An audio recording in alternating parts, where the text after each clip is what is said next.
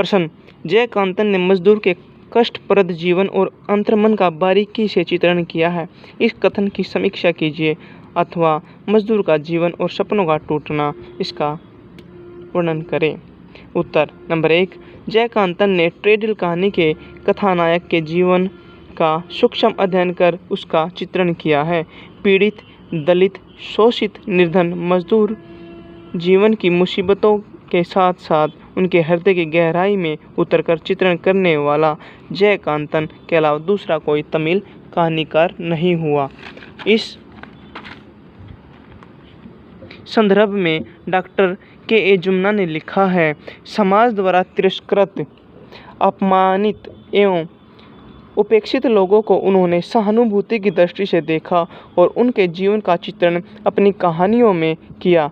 टूटी फूटी झोपड़ियों में प्लेटफार्म पर जीवन बिताते हुए मुट्ठी भर अन्न के लिए तड़प तड़प कर प्राण देने वाले निर्धन लोगों के दुख दर्द को जितनी सजीवता से जयकांतन ने प्रस्तुत किया है, वैसा दूसरे किसी तमिल कहानीकार ने नहीं किया।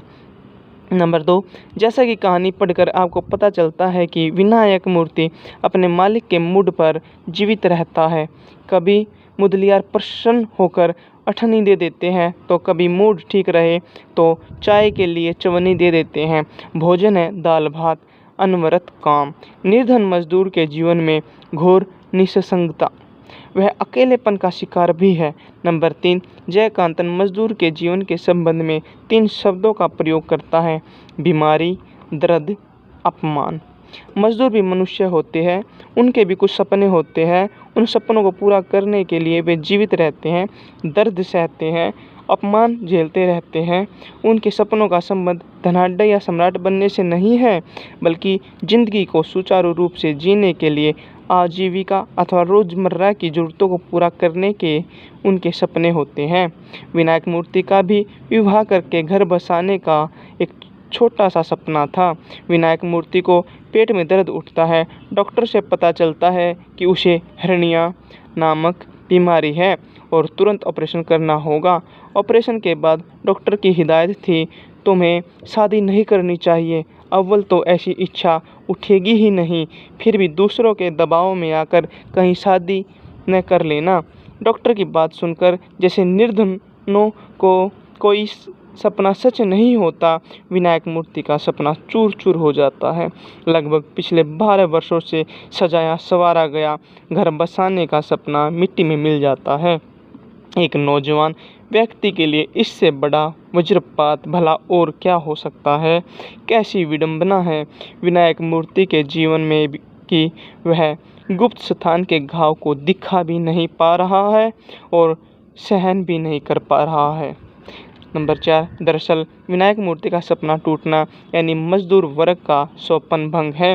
विनायक मूर्ति की जगह किसी भी कर्मचारी या मजदूर का नाम रख ले तो कोई फर्क नहीं पड़ता है।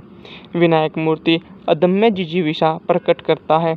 जीवन यथार्थ को जुठलाने के प्रयास में वह वेस्ट शीट ही सही मशीन रोक कर कैसों के बीच में तह करके रखे हुए कागज निकाल कर देखता है। किसी कार्ड में चिरंजीव श्रीधर छपा हुआ था तो उसने उन 7 अक्षरों वाले नाम की जगह अपना नाम सेट कर लिया के विनायक मूर्ति। इस शरारत से उसकी दुख भरी जिंदगी में क्षण भर के लिए मुस्कान छा जाती है, जो आने वाले दुख के पहाड़ को लांघने के लिए पर्याप्त होती है। इस तरह मुश्किल से मुश्किल हालात में भी जीने के तरीके खोज लेना मजदूर वर्ग की सबसे बड़ी विशेषता है।